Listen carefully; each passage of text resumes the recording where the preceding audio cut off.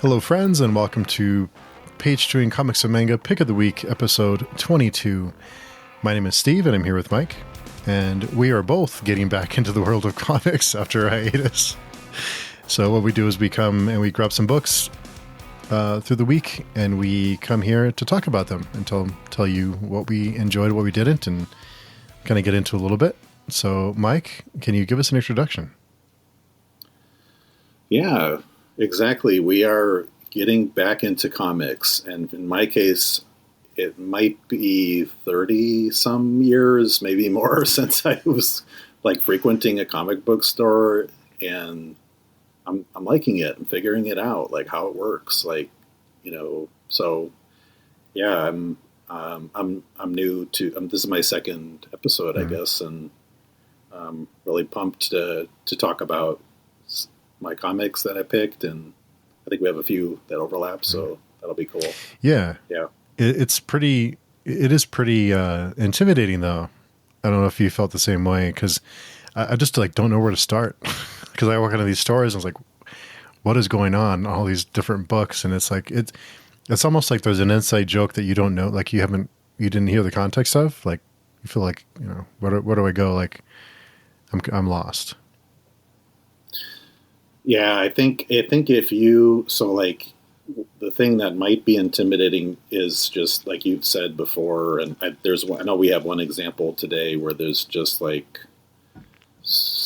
years and years of continuity, or years and years of just different, probably stories that have been started over and veered off into different events. And then when you're speaking to some of the staff, and you're asking questions, and they're like, "Whoa, did you know that back in issue number 342, such and such happened?" You're like, okay. But I actually think that it's once you start to get the hang of it, and titles that you're familiar with, and kind of know what you like. I think age, in my case, helps to just kind of be like, I think I know what I might like. And the style, I'm just trying to emulate your style of going in and seeing like what might interest me. I don't like flip through the pages that much, but I check out the artwork a little bit and try to get a sense of theme. And of course, if there is an author that I know, that also, so I have an example of that too, I think. So then I'm more likely to take the plunge. Yeah, it is. Like you said, I think it just takes time. And once, like for me, I'm starting to recognize different names, and I'll, whether to give them a shot or to not. Kind of, the more that kind of we both kind of like get in the groove, the more that we'll be familiar with creative teams and imprints and titles and characters. So it'll just take some time, but we're getting there. Yeah. So, I guess we'll start off today. I have 5 books, and I have 5. You have 6. I have 6. You have 5.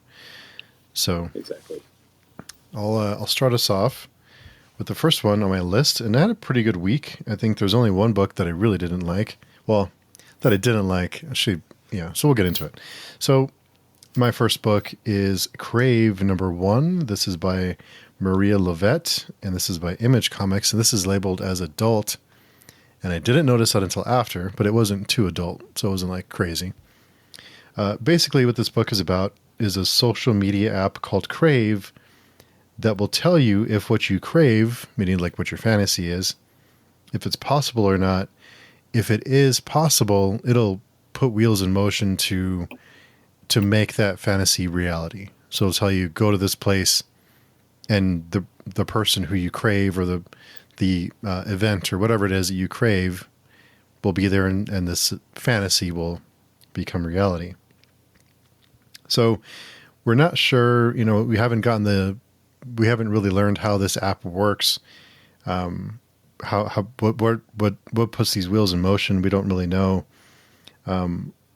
With all the talk about social media lately, in just in general, whether or not it's good for us, I have to think it's an exploration of social media and how it can influence our decisions, and how it can change the way we think, how it can warp our sense of reality and make us feel really powerful feelings, and it's just an app.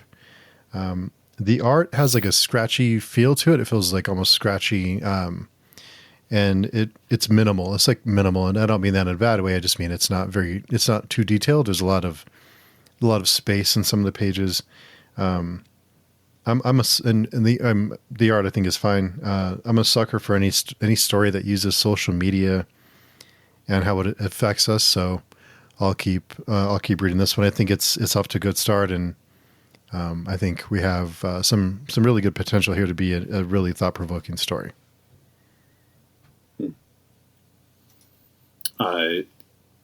It sounds if I had. Unfortunately, I wasn't able to get that one, but it sounds really, thought-provoking. I think that made me think of one of the. I don't know if you watched Black Mirror, but there was one of the episodes where I think social media kind of dictates how people act in life or whatever. And I wondered if it's heightened, or is it kind of like you said, if people act out their fantasy, is there like a virtual reality element, or is it more about how are they experiencing it? They're actually experiencing it. It actually, so like if for instance someone says I crave Jane Doe, then the app will tell you the possibility of this is 80% that you want to be with this person, and then the app will tell you go to the library and meet Jane, and you'll go there and Jane will be there waiting for you. And then your fantasy will become reality. Or if Jane has zero interest in you, or whoever it is that you crave, then it'll say, sorry, not possible. It's a 10% chance and try again kind of thing. Yeah. So but we don't know yet how it makes these fantasies become reality yet. But I have to think it's tied into how much influence social media has on our lives, and I think that it's like almost how it controls us. I might be totally off base here, but that's kind of where I'm thinking the story's going. So I think it does explore that topic of how it affects our everyday life and our decisions. Yeah, it sounds cool. And I'll be kind of bummed if it's not about that, because then I'm way overthinking it. But we'll see. So I can go with my first, the first one I'll be speaking about, and in a way there's some similarities because I'm wondering about what it's setting up. So my first book that you have covered on the podcast a long time ago, I think, is Crusader. Oh, nice. It's Crusader #1, and I think I don't remember, I don't retain stuff that well, so I don't feel like anything was spoiled, even though, but you also don't give a lot of details, but I'll just say, like, I had to pick it up because the cover just gave me these immediate vibes of this video game that I played. And I don't play that many video games, but it's called Darkest Dungeon, and it's got like an H.P. Lovecraft kind of feel. It's like an RPG game where you just kind of like tell characters to attack or dodge or whatever. But that was something that just appealed to me. But generally, I thought that, first of all, going back to kind of the look, it does have a different appeal, a different aesthetic, in that the artwork is simple, but yet there's something about it in that you do feel, it feels like it's evoking different emotions. It does have a little bit of a cartoon, I'm not sure if that's or animation type of vibe, but it's not off-putting to me. So something about the artwork really did kind of appeal to me, but it's not, I wouldn't say it's a high production value, if we can say that for comics. I know we can use that for other media, but it definitely has fantasy elements, horror. It starts in a kind of medias res. You're kind of starting in the middle of action, and then some really interesting happens to the main character, which I won't go into too much, but basically it does have a lot of more fantasy elements. However, the one thing I will say is that the violence it has violence, of course. And I should mention that I forgot to mention that the authors are Matt Emmons and Andrew Lucan, and it's from Mad Cave. But there was some times where I'm like, okay, is this violence for violence sake, or is there more to it? And I know this is the beginning, and so that's maybe saying about the Crusader character is that I don't know if it's a likable character per se, because he kind of just hacks and slashes. But generally, I might continue. But I want to know if it's leading up to something, and I think it does, based on what you've said in previous podcasts. Yeah, I feel like it does. I feel like it does lead to something else, and I think the Crusader, like you mentioned, is almost like it's a hammer and everything's the nail. Like that's just the way that he deals with problems, is like killing things. So it kind of, he's like has like a one track mind. It seems like he's just swings his sword and hope it works out kind of thing. And like you said, it does have I don't say like a DIY. I mean it in a good way, but it has like a like a passion project kind of feel to it. Like it's it's I think Matt Emmons is kind of the working on, from what I understand, he sees kind of does the majority of it. So yeah, it's kind of has that charm to it. That's right. Matt Emmons is the writer, artist, and colorist.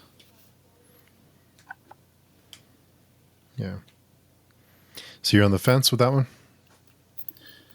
No, I think it's all about, do I want to get a bunch of, I guess I'm probably on the fence, but I'm certainly questioning, should I get, 3 or 4 back issues and then catch up with you? And I'm trying to decide. Yeah. What do you think I should do? That's a tough one. Is it worth it? Yeah, that's a tough one. Okay. Yeah, I think if you're intrigued, I will say the world does expand. So it does expand to different things, and we are introduced to different characters in the world, and I think there's a lot of exploration of kind of the fish out of water feeling of it, like he's in this like strange man in a strange land kind of thing. But no, I think if you're, maybe grab issue 2 and see what you think, if you can find it. Yeah, I know that I know that you're kind of getting the groove of your local stores and what they do and don't have. So, but yeah. So let me look this one up, because I don't want to butcher the names, because I can't read my own writing sometimes. But my second book is Drive Like Hell, issue 2. Let me just pull up the names really quickly before I butcher them all. So it's written by Rich Dueck and illustrated by Alex Cormack. And this is by Dark Horse Comics. This one, first, it's visually beautiful. I think it has like this neon color to it. It like jumps. It almost like feels like it's bright. Like the page feels bright. It like, it like illuminates off the page. It jumps off the page. So the art and the colors are really vivid. They pop off the page.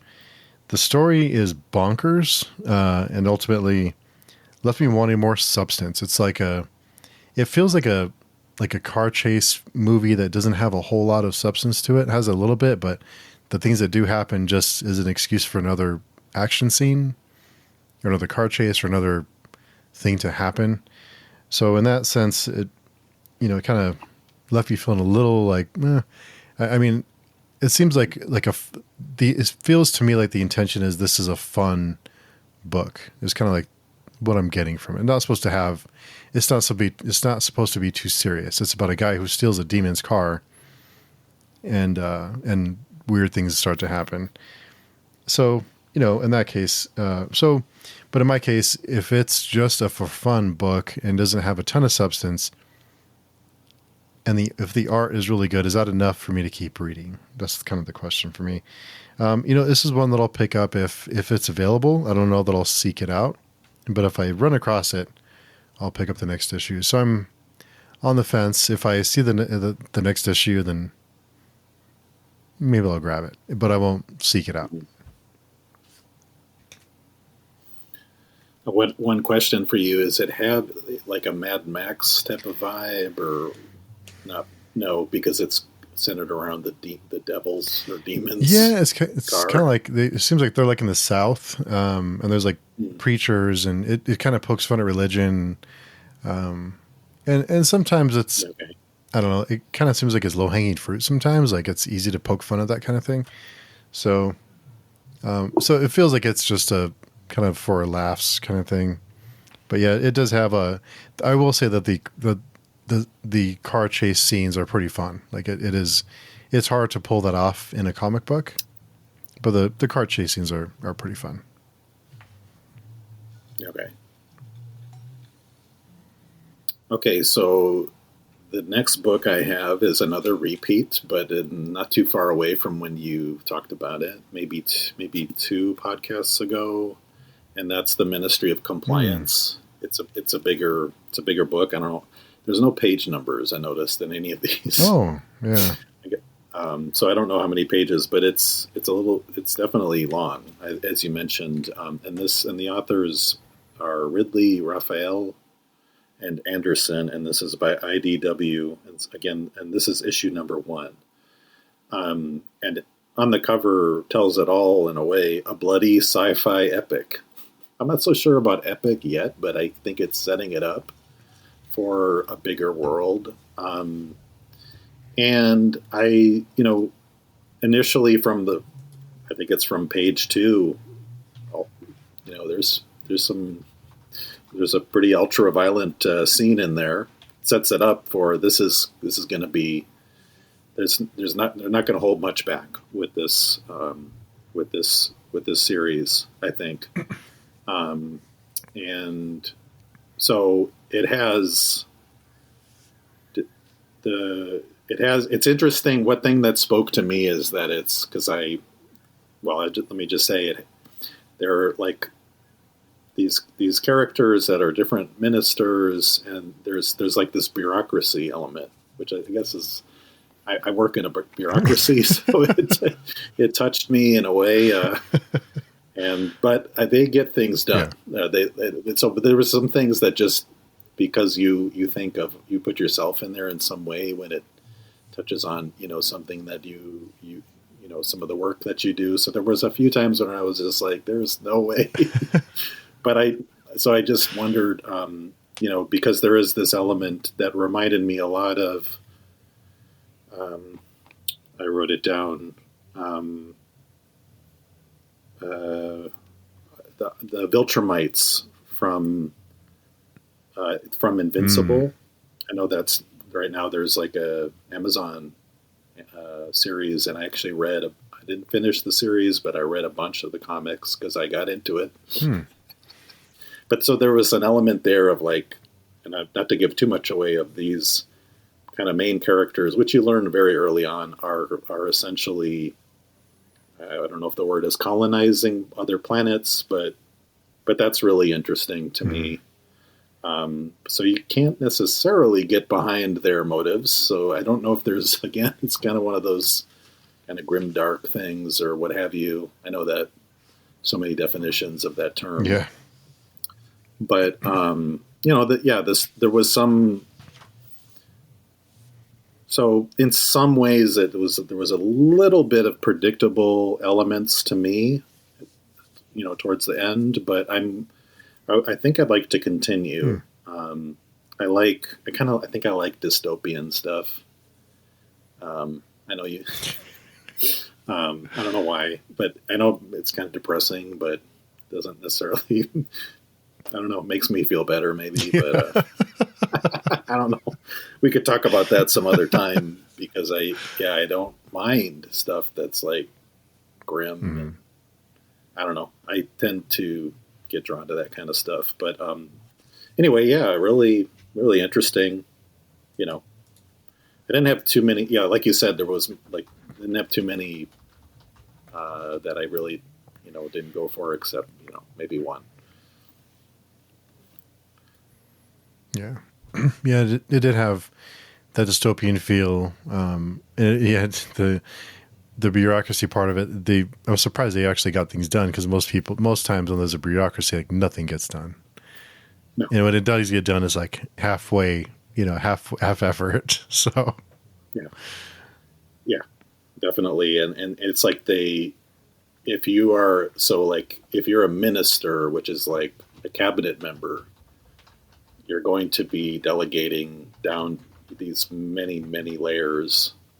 And if you're lucky, you're getting involved in action. But in this case, there are different ministers, and I guess the minister of compliance is kind of like somebody that does policing or cleans up the problems, the corruption, etc. Anywho, yeah. No, I think it has potential, and yeah, I agree about the epic part of it. It doesn't strike me as epic, but again, it's maybe they have time, so maybe they'll convince us both about the epic part of it.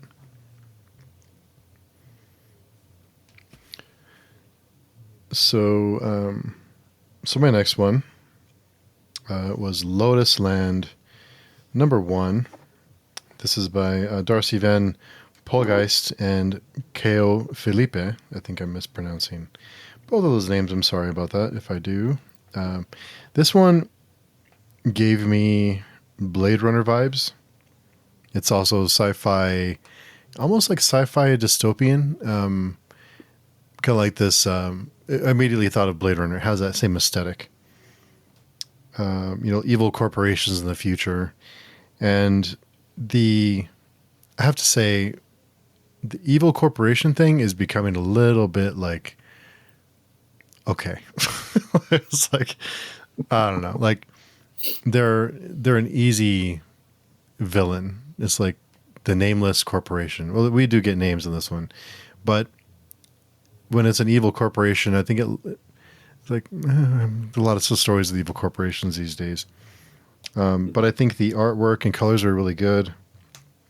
It has a good setup. I think there's a lot of potential here to have a nice Blade Runner-esque type of story with, kind of the sci-fi elements in it. So it's solid. I think it's all the way around. I think it's a book that I'll seek out. So I'll keep reading this series. And this is by Boom Studios.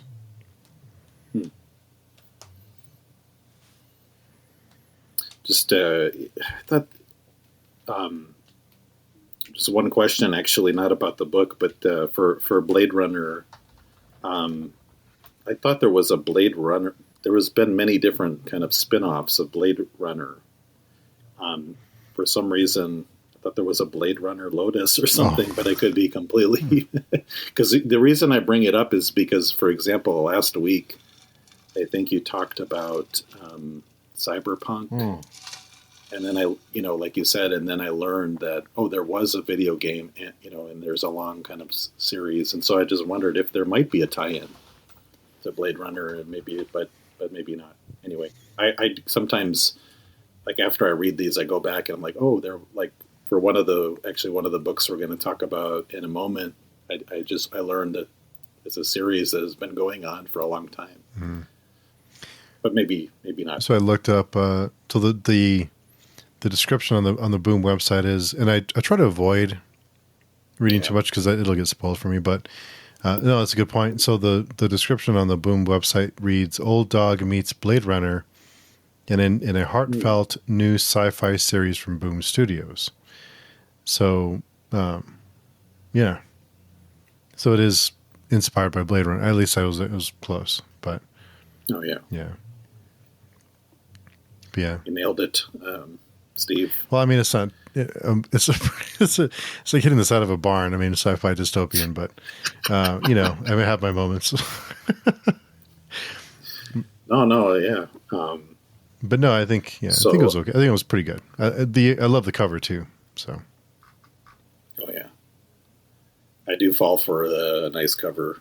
I forgot to mention, for me, the Ministry of Compliance cover was pretty cool too.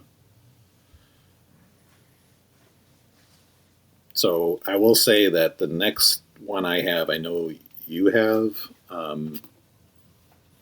but I'm not sure which order we should go in. We've got the one. You pick. You want me to go first? Yeah, I'll let you choose. Okay. So the next one I will be talking about, and this is a first, I think, in the podcast where we have both had the same one, and you're going to get our reactions simultaneously.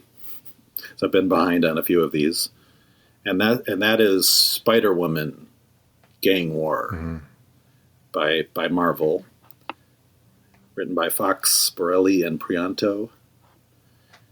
And, well, I have to admit, I didn't know much about Spider-Woman. And so I was really interested to learn that she has kind of like, she can make like these venomous gobs of goo. And I think it's even explained in there. So they do give a little bit of backstory, which I appreciated. They even say Spider-Woman, a.k.a. Jessica Drew. At any rate, I guess this is what you would call an event, or what would you call this if it's Gang War subtitle? Yeah, like an event or a crossover. I don't know if it's so much of a crossover as an event. Okay. And they give us the map of the Gang War territories. And I have to admit, many of the characters that are mentioned here, I didn't recognize. And the main one I recognized, as I think these are villains that are taking over the city. I guess it might be New York. The one I recognized was Hobgoblin. And there's a bunch of others that I'm just learning about. So that tells you how much I'm outside of the Marvel. These are the Defenders, I believe, that universe. Yeah. I know but that's just a little bit of backstory, that just to say, like, the not understanding what was going on kind of continued a lot throughout the story for me. I will say, I will give a positive to say that the artwork for me, from what I remember from Marvel from years ago, you can tell that a lot is going into the artwork. It has more of a grittier feel to me. So there's some quality, maybe a cinematic quality that we're seeing that I did appreciate. That being said, there were just a few things that just really didn't work for me that well. And I don't even know if I'll get into the story that much, because there's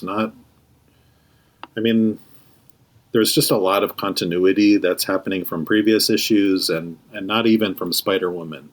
So there's sections where they quote, in Spider-Man number 372, such and such happened. So she's dealing with a lot of villains, and one of the villains I thought was funny. This is from the very beginning. I think it's the Armadillo, and he's like this huge guy, and I was like, well, armadillos are like these tiny little things, aren't they? You probably have them, or you probably see them, but that was just something that I found to be funny. But really, just I didn't find this just to make a long story short. I didn't find the story to be very compelling. I found it just not. It's fairly basic. But we are getting introduced to many characters. So like you said, it's a crossover event. And one of the characters, Diamondback, I didn't understand what his thing was. I guess he can produce diamonds, and then people eat them. I don't know. So there was something going on there. And he's like kind of the nemesis in this book. And so there's a lot of buildup for this gang war. And I have a little bit more I could mention, but I'll just I'll hand it over to you. And yeah, I just didn't necessarily work for me. Yeah. So I think we had talked earlier in the week about I'm trying to make an effort to read at least one like superhero book a week. Like, I'll give it a shot. Like maybe I'll find something. I'll eventually find something I like. Like Carnage last week was. I think it was okay. Like there's, it's not perfect, but I think there's some potential for a fun story. So it happens. This week I saw these number ones, and then I have to be honest, I didn't realize it was an event. I just saw number one. And then you actually pointed out, is it Gang War? And I thought, oh shit, it's an event. So it's like, I was like, oh, what have I done to myself? And I just got over Night Terrors from DC a month or two ago. That was an odd event for the summertime. I digress. So yeah, like you said, the artwork is like really shiny. It's polished. It's neat. It's you could tell that it's sleek. The artwork. I just didn't know what was happening. I didn't know who these people are, why they're important, and the big armadillo. It just seemed very kind of like they had like all the bench players come out to play. Oh, this character never gets any like page time. Let's get them out to do something. That's kind of the way I felt. So yeah, unfortunately, and then with events, if you're a casual reader like we are, it's tough to get into events because there's so many books that are involved in it. Yeah, so that's a really good assessment that there are characters that are maybe the B team or what have you, maybe just not very well known because there were quite a few that I didn't recognize. I think one other character. There's just like almost every other page. There's somebody new, and this one just seems a little bit too much. Mm-hmm. It's but one of the characters I think was Captain Marvel, but that was one of the few that I had. I guess that I recognized. There's a few others that show up, but I won't spoil it. Yeah. As soon as I jumped into the gang war thing and saw the map, I was like, oh, here we go. Here we go. With these events, it's like either you're all in or you're confused, and you just Yeah. So that's the bad part about it. But the one thing I will say is I think we're at the start of the event. Yeah. Because they tell us, what issues have come out in November, and then there's a huge release in December. And it continues, I think, into March. March, jeez. But there's, I think, like for example, in December, there's Spider-Man, Daredevil, Luke Cage, Miles Morales, Amazing Spider-Man, Deadly Hands of Kung Fu, another Spider-Woman. There's 8 or so. Anyway. Yeesh. I don't know if we're going for it, but I like the idea of trying a superhero too, because I do have that nostalgia. And, I did get a recommendation to try Wolverine versus Predator, but I didn't go for it. Yeah, I saw that, and I don't know why I can't get into those kind of crossovers where they crossover franchises. Like it just feels weird to have Predator battling Wolverine. It just feels off. Like it feels wrong. So yeah, I like Godzilla versus X-Men. It's like, what? Like, I don't know. It's not something that I usually gravitate towards. Yeah, me either. So I can do the other book that we both reviewed or both read for today is Jennifer Blood, Battle Diary, #1, and that's by Dynamite by Fred Van Lente and Robert Carey. And this is another one where I will admit I was not familiar with the backstory, but I realized this is Garth Ennis work from going back from, I think, 2011. Yeah, I think so. Possibly even earlier.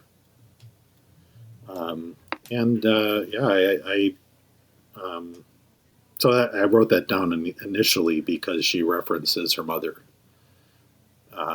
That's very early on, who was also going by the name of Jennifer Blood. And so I believe, Jennifer is like a kind of a vigilante, and she might be more of like a a hit woman. But I really I really appreciated how it incorporated journal writing, and there was a scene early on where she's writing about. I think she's talking about she was maybe told by a shrink or what have you to do writing or a psychologist. But then what's actually happening in the panels is like totally bonkers, because she's a killer. Like, but she's very cool, very calm and collected. I have a question actually. Well, before I get to the question, I do want to say that the dialogue also has a lot of tongue in cheek. Mm-hmm. So I get humor, but very sarcastic. And for me, a lot of it was okay. It was kind of, there's one character is that there's this older, not so great person. Like, you're like, oh, she's gonna be. You think she's gonna be something, but she's kind of this very foul-mouthed individual that I found to be really funny. So the one thing I will say is I was wondering, is this taking place in, I know it takes place in the United States, but is it an alternative reality? It certainly has dystopian elements, but I cannot tell if it's a parallel or secondary world or not. You might know better. And so that'll wrap up I think I would continue with this as well. But that wraps up my commentary on Jennifer Blood. Yeah, I was really curious to hear what you thought of this one, because I read the original NS run when it was released back. I think it was 2011, 2012 maybe. It was right around. It's in that time frame. I really liked it. NS has a way of making a character like a killer into somebody that seems human. He humanizes them, and you root for these people because you get to know them. And it was almost like a mix between the Punisher and Dexter, because she was a lion who pretended to be a sheep to fit in, so no one suspected she was this ruthless killer, because she just seemed like a normal person, like she's just a normal person. But she was hearing her inner dialogue, trying to hide and play the part was really interesting. I'm not sure what happened since then. I haven't kept up with it, but this one, I think it seemed like it was. I'm not sure if this. So I'm assuming this is her daughter, but the timeline, I'm not sure how the timeline matches. I'm not sure if this is a alternative universe, like a dystopian future. But it seemed, I wondered if it was just like the setting, like it was like a desert setting. And I'm not sure what her motivations are. I'm not sure exactly what she's trying to do, but I think that's part of the story, is like what her motivations are. What exactly is her plan, kind of thing. But I think it was, for me, the only concern I have with this one is if it gets too silly. I just don't want it to get too silly, and not that I want it to be super serious, but if it gets too goofy, or if it starts to get a little weird, I hope it doesn't go off the rails in that sense.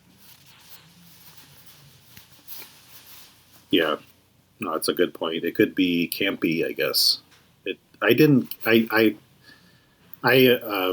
I'm kind of critical of humor as well, but I do gravitate more to that. So one thing I will say, this comic so far wins the award for the most like extra stuff. Like, so I don't know if that's a thing with Dynamite, and that's not a big deal, and I think Marvel also has a lot of ads, but just extra information. So I thought, I have a lot of pages to go, but no, it was just kind of other things. I don't want to. They also show variant covers, which is I wanted to share. That's new to me. That's something that I think you mentioned. So I guess that's marketing, or I'm not sure. So it's like or it's maybe a collectible thing. But I've noticed that didn't exist. That's just not something I remember years ago. But maybe not every. It's not done all the time, but this one has it, and I think quite a few others have these variant covers. But it's new to me. Yeah, it is. It's. I think back to my, I don't know, teenage self, and I'd probably be pretty pumped about it. Like, I'd want all these different variant covers, and I want to collect them all. And now I'm just like, I'm fine, fine. Yeah. But yeah, I think it's. I guess it's kind of it's a way to sell more. A way to sell more books, and a way for those people who collect. And I have to be really careful with that, because if I start getting into variants, it'll be ridiculous. So I'm trying to not fall into that trap, because I've gotten a couple of them just because of the books that were on the shelf, and like, oh, that's a really cool cover, I'm going to buy that, and then I just bought it for the cover. So this one may have 10 variant covers. Oh wow! Apparently, wow. Yeah. One of them is blank. It's just the title. Kind of cheating, right? Yeah. So, should I go next, or do you want to go next? I've got one to go. Oh yeah, go for it. I forget if you had one or two left. I just have my pick left, so go ahead. Okay. Sure. So this is going to be my pick of the week, but there's a little spin on that. So I have Creepshow by Garth Ennis, Clunan, Hester, and Gapster from Image Comics, but this is volume 2. It's issue 1, but volume 2, so I missed out on an entire volume. However, I don't think it matters that much. I get the sense that this is anthology. And in my issue of Creepshow, there are 2 stories, and they're not very long, but they're like, it's like 2 short comics. They're not related. They're different authors. So Garth Ennis is the first writer for Make Your Choice. That's the first story. The second story is called Fossil Record, and the writer and penciler is Phil Hester. And so I got confused when I started reading this, because you see a character on the front that's this rotting corpse. And I was like, oh. Initially, I was thinking that was something else, not Creepshow, but Crypt Keeper. They both have a character that kind of looked the same, but then I remembered, Creepshow was from Stephen King. Oh, okay. And I remembered the film, and I think there was maybe a comic as well, but I remember the film pretty well because I was young when I saw it. And it's an anthology. There's a bunch of different stories. Some are not so good. Like there's one. Anyway, that's a whole nother topic. But one of them actually is Stephen King acting, and that one I actually liked. Oh. Even though he plays this like bumpkin. Anyway, so that brought me back a little bit. I digress. So the first story, which I was completely bananas. It was totally nuts. So, Steve, you got to check this out. I think, like, if you see it, just read the first story. It won't take you long. But it's called Make Your Choice, and it's got all of the, trigger warnings or what have you. So it's certainly not for everybody. I found it funny, disgusting, horrific, and it's also controversial. Because there's an element in there of the word choice is related to choices that people make about pregnancy or whatever, and that's a theme in the book of a horrific being that emerges from various orifices, including a man's Anyway, I mean, it's just bonkers. I can't say I'm like behind the theme or whatever, Right. but it's kind of, I think that's like exactly what you just said. It set this up perfectly. I think Ennis likes to make fun of stuff like Yeah. that. And there's a religious stuff. There's political stuff going on. Also the artwork had more of a classic feel. So I don't, the tone, like kind of muted tones, not extremely vibrant. I just can't give it away because I think it's better to just open it and I'm laughing because I had a reaction, man. It was like I'm laughing right now. There's probably people that would be so disgusted and offended. Anywho, the second story it was fine. I didn't like it as much as the first story, and that one's called Fossil Record, and the artwork did appeal to me a lot less. It was more like animation artwork, so it's really kind of hard to get a sense of people's emotions, and it's beautiful, but it certainly has. I'm not sure how to describe it. Maybe it has you just really don't have a lot of definition. But that story had some really interesting kind of like a monster / zombie component. Just a kind of very different kind of take on that trope, if you will. So anyway, go ahead. I did read it a while ago, but just to say, like, I will say one other comment is that there was a few transitions where I was like, okay, this panel doesn't seem like it seems like it should end and then there should be a new page. So, like, you know what I mean? And I don't know if that was an error or what have you, but it was like, I don't know if you've noticed that before. Like, you're like, okay, there's a new scene, and I've heard different authors talk about this, and they want then like a new page to come or some transition. Anyway, there was another, but I liked the story. It was okay. It wasn't bad. So that was my pick of the week, and I didn't expect to pick that one, but that story by Ennis is out there. So it was completely bananas. I'm kind of disappointed because I love Ennis, so I'm disappointed I missed it. You might be able to track it down. Yeah, I'll try and catch it. And I forgot to mention, I think this came out a little while ago because it's on one of the racks that's from a few months ago, so it's not new. Sometimes I struggle to find this. It's actually from September.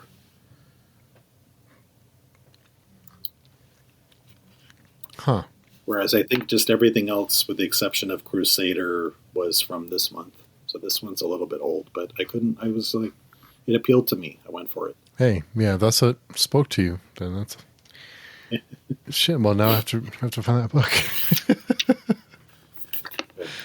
Nice. Oh, look at that cover. That's a cool cover. I didn't expect it to be good. Nice. The author means a lot. It does. Just serious. It really does. It means a ton. So, well, yeah, now I feel like I'm missing out on that book. Creep Show. And I'll be sure to not eat before I read it, though. No. Yeah. So anyone who, I think it doesn't come as a surprise that an issue of Swan Songs came out this week, and surprise, it's my pick of the week. I love this series. It's so good. It's so good.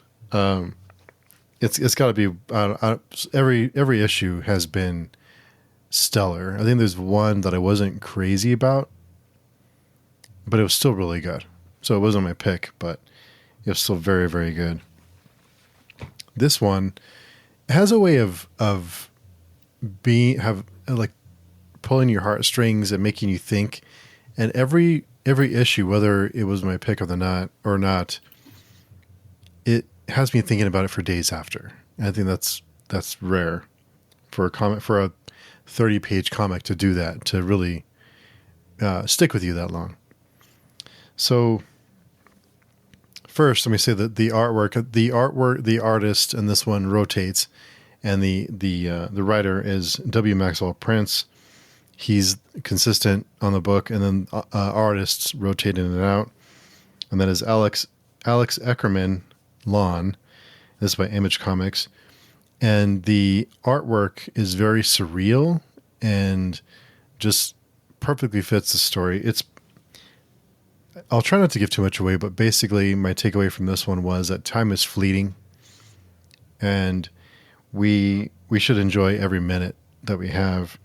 It's about a man who's undergoing trance therapy, and he's reliving memories and experiences.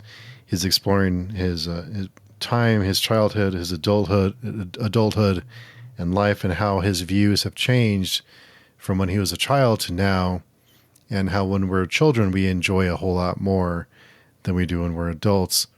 And why is that? Why do we enjoy things so much more when we're children and not now? We become jaded and cynical, and because of the experiences we have. But this one was very touching, thought-provoking, and basically enjoy every minute we have, because you never know what can happen. So it's okay to enjoy things. It's okay to, just to be positive, and just to soak it all in. And we all go through challenges, but I think to remember that we're here only for a short time. So it's okay to enjoy the simple things, like a nice scoop of ice cream or something dumb. So, but no, I can go on and on about this book. I loved it. It was I had a very good week anyway, pretty solid week. This is my pick, and any issue of Swan Songs I will be picking up, because it is very, very good. So Swan Songs is an auto buy for you. Auto buy. I will be buying the trades when they're available. Yeah, excellent. I only read the first issue, and I thought it was really good. I think I may have skimmed through the second one, and I did actually go to another comic book store to try to pick this one up, but I wish I had bought it online. So I'm going to try to do that after this, because I'm also really intrigued. One question for you: did you read Prince's Ice Cream Man? I think it's still going, actually. Have you read any of that? I heard it's pretty good. It's on my shelf. Volume 1 is on my shelf. Yeah, okay. It's there. It's just waiting for me. So yeah. I've been recommended that. After I picked this one up, somebody recommended it. It's funny you mention that, because at the end of the book, it previews the next issue, and it is a tie-in, or in the world of Ice Cream Man. So, okay. But no, it's definitely one I want to read. So maybe we can pick that one up here in the next few weeks or something. We'll work something out. Great.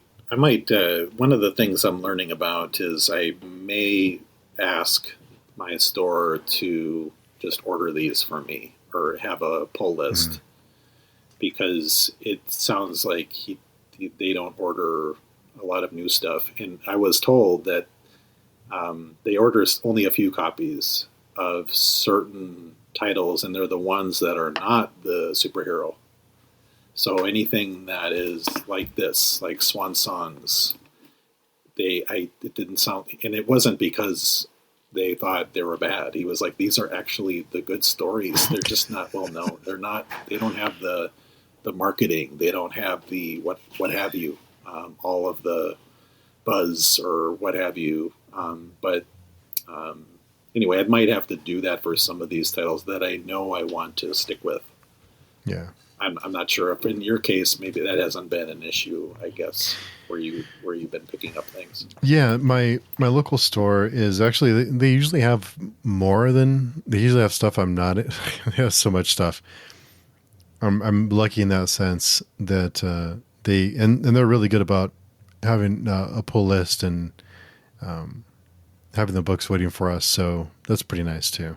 But no, it can be tough to find all these books. But I have learned that just through just trying to pick them up when I can't get them at the store is just to buy them digitally, and there's a few places to buy them. So it is nice. I do like having the book in my hand, but if it's between not reading and reading it, I'll have it digitally and then grab the trade when it's available and just have it physical after that.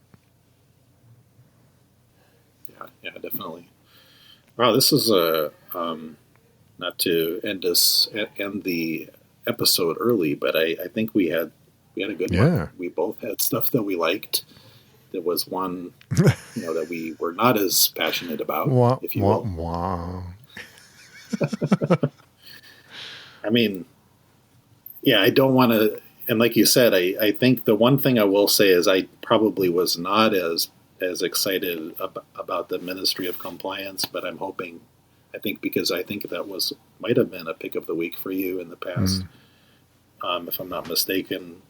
But I think I'll continue. So, this has been, again, really, I'm learning more and more about variant covers and, authors, etc. So it's good stuff. Yeah, we're learning as we go. I'm trying to think back to what my pick was that week. And I don't remember. I'll have to check. I don't remember if it was Ministry or Crusader. Okay. But I did think it was a fun book. I think there's some I keep using the word potential. It's hard with the comic book series because there's only so many pages that it's hard to hook you in the first issue, and it's a tough gig because you have to really hook the reader right away, and it's tough to do that. So, but I'm hopeful it'll work out. We'll see. Yeah, definitely. Yeah. So cool. I think that was. Do you have anything else you wanted to discuss from the week? Not really. I think I mentioned that question or comment I had about, I guess, variant covers. There are things that come up that I'm like, oh, that's how it works in the comic book world, because what we're doing is different than what probably a lot of people do. Is we're not just picking up the trades, and I know that that's better for the comic book shops. They make a little bit more money that way. So I like, in a way, I'm not saying I like spending money, but I do feel like that's been a new experience for me. So I think you've had more experience with that, but I'm still figuring out how it works. But it's been fun. Yeah, it's been fun, and I think that's part of it too. Is when we talk about the books that we read and the kind of what our thoughts were after.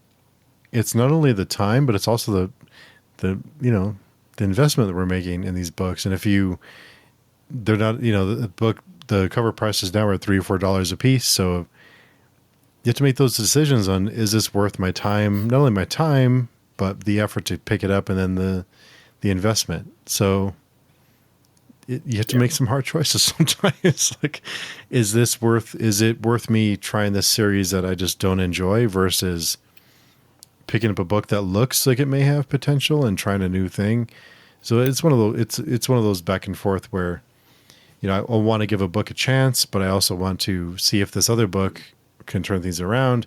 But how long do you stick around until it does with the time and the financial investment? So. So I think that's about all I had to add for now. Yeah. Look forward to the discussion next week. Yeah. Fun stuff. So thanks for coming. I'm glad I didn't scare you away, Mike. Glad you're back again. I was going to say the same to you. No, I'm glad. It's so nice to have someone to talk to, and just talking to yourself is a little lonely. So I'm glad you made it. But No, yeah, But I actually had the feeling that I guess I think I totally understand, but I actually think you were doing a wonderful job, and so it's set up a nice tone that I could easily try to kind of emulate and fit in. So yeah. I think it worked out well that way. Well, I'm glad you decided to give it a shot, and glad I didn't scare you away. So until next week. Also want to mention on the forums, we are reading The Fade Out. We're on a Brubaker run. We don't have the dates for that yet, but we're working on planning that. So if you'd like to read with us and like to discuss it with us, register on our forums at pagetwing.com. You can also go pagetwing.com/forum, and then I will, if you're not already a member, I can approve your membership once I see it come in. A great little community there, and of course you can come and join us and talk about your picks for the week if you'd like to. Come on and hang out with us. So until next week, we will talk to everyone very soon. Bye.